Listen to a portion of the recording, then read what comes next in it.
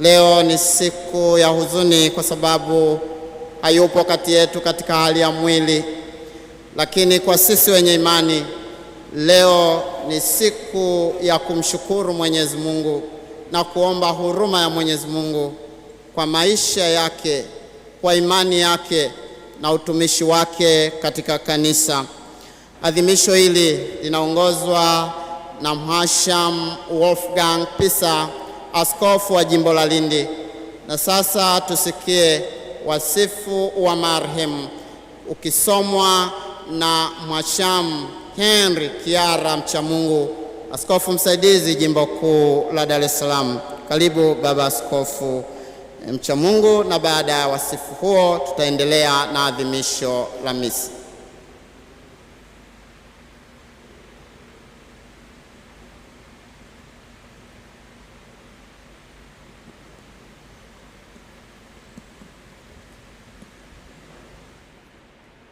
Wasifu wa hayati Mwadhama Polycarp Kardinali Pengo. Kuzaliwa. Mwadhama Polycarp Kardinali Pengo alizaliwa tarehe 5 Agosti mwaka 1944 katika kijiji cha Mwazie, wilaya ya Kalambo, jimbo Katoliki la Sumbawanga, mkoa wa Rukwa. Alikuwa ni mtoto wa 6 kati ya watoto 9 kutoka kwa wazazi Joseph Pengo na Rosalia Nzungu Sakramenti. Mwadhama Polycarp Kardinali Pengo alibatizwa tarehe 6 Agosti mwaka wa 1944. Alipata sakramenti ya Ekaristi Takatifu, yaani komunio ya kwanza, tarehe 20 mwezi wa 6 mwaka 1952, na alipata sakramenti ya kipaimara tarehe 15 Agosti mwaka wa 1952.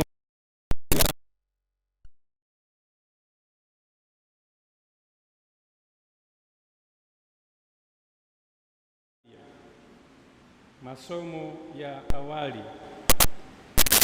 Mwadhama Polycarp Kardinali Pengo alisoma shule ya msingi Mwazie, Ipito na Karema katika vipindi tofauti kuanzia mwaka 1953 hadi mwaka 1958. Alijiunga na seminari ndogo ya Mtakatifu Yosefu Kaengesa iliyopo Sumbawanga kuanzia mwaka wa 1959 hadi 1964. Masomo ya upadri. Mwadhama Polycarp Kardinali Pengo kuanzia mwaka 1965 hadi mwaka 1971 alisoma masomo ya falsafa na teolojia katika seminari kuu ya Mtakatifu Paulo Kipalapala, Tabora. Daraja na upadre. Mwadhama Polycarp Kardinali Pengo alipewa daraja takatifu ya ushemasi tarehe 9 Desemba mwaka 1970 na Mhashamu Askofu Karoli Msakila, na tarehe 20 mwezi wa 6 mwaka 1971 alipewa daraja takatifu ya upadri na askofu huyo huyo katika kanisa kuu la Epifania Sumbawanga.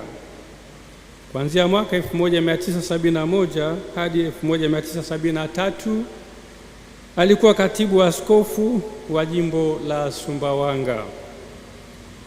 Mwaka 1973 Baraza la Maaskofu Katoliki Tanzania TEC liliandaa mpango kabambe wa kuwapeleka mapadri vijana hodari kwenda kusoma Roma. Hivyo Yeye alikuwa miongoni mwa hao mapadri na alienda kusoma katika chuo kikuu cha kipapa cha Lateran, kitivo cha teolojia maadili Alfonsianum, kuanzia mwaka 1973 hadi mwaka 1977, ambapo alitunukiwa shahada ya uzamivu katika somo la teolojia ya maadili. Kisha alirudi nchini na kuwa mwalimu na mlezi katika seminari kuu ya Mtakatifu Paulo Kipalapala mwaka huo wa 1977, na baadaye aliteuliwa kuwa gombera wa kwanza wa seminari kuu ya Mtakatifu Karoli Lwanga Segerea na kuhudumu kuanzia mwaka 1978 hadi mwaka 1983 daraja ya waskofu na kusimikwa kuwa kardinali. Mwadhama Polycarp Kardinali Pengo alipewa daraja ya waskofu na Baba Mtakatifu Yohani Paulo wa Pili tarehe 6 mwezi Januari mwaka 1984 katika Basilika ya Mtakatifu Petro mjini Vatikani, Roma, na kuwa askofu wa jimbo la Nachingwea. Tarehe 17 Oktoba 1986 alitangazwa kuwa askofu wa jimbo jipya la Tunduru Masasi, na alisimikwa rasmi kuwa askofu wa jimbo hilo tarehe 12 Februari mwaka 1987. Tarehe 22 Januari mwaka 1990 Papa Yohane Paulo wa Pili alimtangaza kuwa askofu mkuu mwandamizi wa jimbo kuu la Dar es Salaam, mwenye haki ya kurithi jimbo. Na tarehe 22 Julai mwaka 1992 alianza kuliongoza jimbo kuu la Dar es Salaam baada ya kustaafu kwa hayati Mwadhama Laurian Kardinali Rugambwa. Aliwekwa kuwa kardinali mnamo tarehe 22 Februari mwaka 1998 na Baba Mtakatifu Yohane Paulo wa Pili. Mnamo mwaka wa 2007 alichaguliwa kuwa rais wa shirikisho la mabaraza ya maaskofu wa nchi za Afrika na Madagaskar, SECAM. Kazi hiyo aliifanya hadi mwaka wa 2013. Mwadhama Polycarp Kardinali Pengo aliliongoza jimbo kuu la Dar es Salaam kuanzia tarehe 22 Julai mwaka 1992 hadi tarehe 15 Agosti mwaka wa 2019 alipostaafu rasmi na kumkabidhi uongozi wa jimbo mwashamu sana Askofu Mkuu Yuda Tadeus Ruwaichi OFM Cap, ambaye ndiye anayeliongoza jimbo hadi sasa. Ugonjwa na kifo. Mwadhama Polycarp Kardinali Pengo amekuwa akisumbuliwa na maradhi ya mgongo na moyo kwa muda mrefu. Ametibiwa hapa nchini na nchi nyingine zikiwemo Ujerumani, India na Marekani. Matatizo ya kiafya ya mara ya mwisho yaliongezeka na kugundulika zaidi kuanzia Novemba mwaka wa 2025. Alianza matibabu mara moja hapa nchini na kisha kwenda nchini India tarehe 27 Desemba mwaka wa 2025. Alifariki tarehe 19 Februari 2026 saa 4 usiku kwa maradhi ya moyo, muda mfupi baada ya kurudi kutoka nchini India alikokuwa akipata matibabu. Shukrani za dhati ziwafikie wote waliomsaidia Baba Mwadhama katika mahangaiko yake ya kiafya, hasa madaktari na wauguzi wa hospitali za hapa nchini zikiwemo Muhimbili, hospitali ya moyo Jakaya Kikwete, TMJ, VS Hospitals ya nchini India na kadhalika. Na kwa namna ya pekee shukurani ziwafikie madaktari wake Profesa Mohamed Janabi, Dr. Peter Kisenge, Dr. Kapiteni Lusangulira na Dr. Vijay Guru wa India na Profesa Hatil wa Weill Cornell ya New York, Marekani. Shukrani pia ziwaendee wauguzi ambao kwa vipindi mbalimbali walihudumia afya ya Baba Mwadhama. Sister Dr. Grace Kagaruki, Sister Dr. Agneta Shonela, Sister Anselmina Mtumbuka, Sister Bernadetta Mkalole, Sister Immaculata Dimoso na Nurse Oliva Marandu, bila kumsahau kwa namna ya pekee msaidizi wake wa karibu Padre Frank Mtavangu. Pia shukrani za pekee ziwaende mapadri wa MMI na masista wa DMI ambao wamekuwa wenyeji wake kwa nyakati mbalimbali akiwa nchini India kwa matibabu, kwani walimjali mno na kuwa faraja katika mahangaiko yake. Shukrani nyingine ziwaendee wote waliomsaidia kwa hali na mali, kumfariji, kumtia moyo na kumuombea katika kipindi chote cha mahangaiko ya kiafya.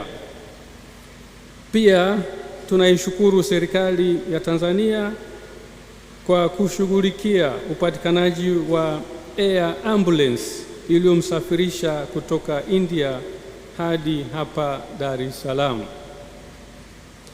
Tutamkumbuka Mwadhama Polycarp Kardinali Pengo kwa yafuatayo: moja, na sasa hasa kushinda na Yesu mara nyingi, mapenzi, kwani alipenda mno kusali rozari mtakatifu. Mbili, alikuwa mnyenyekevu mno na kulipenda jimbo kubwa kwa ajili yake. Tatu, aliishi maisha ya kifukara na hakupenda kabisa kujilimbikizia mali, maana kila alichokipata alikitoa kwa kanisa. Kwa mfano, baada ya kustaafu alichopewa kama zawadi alikitoa mara moja kwa miradi ya kanisa, tena hata nje ya jimbo kuu la Dar es Salaam.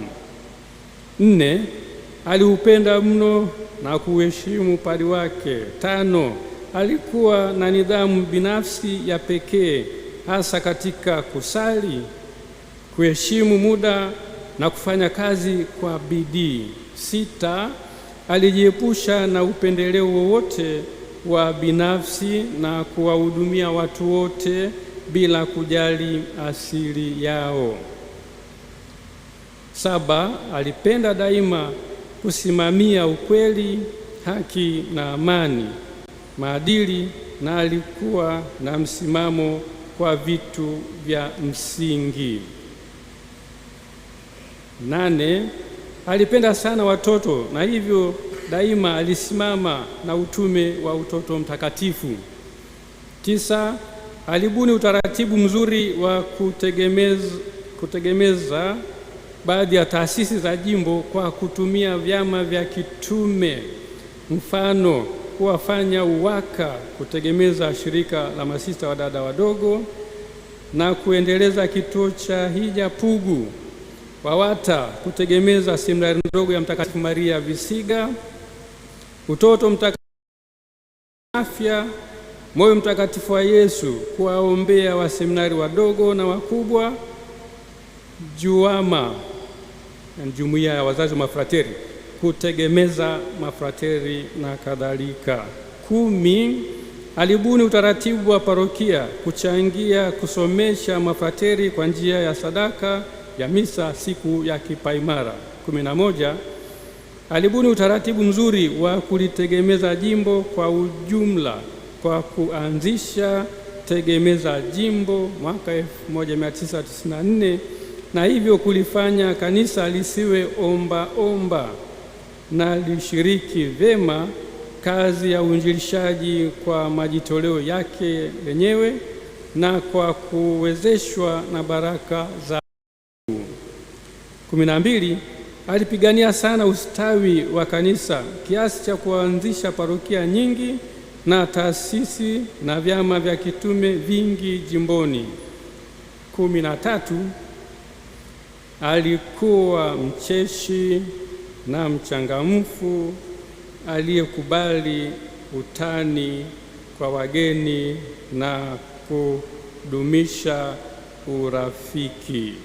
Bwana alitoa na Bwana ametwaa, jina la Bwana libarikiwe. Raha ya milele umpe Bwana, apumzike kwa amani.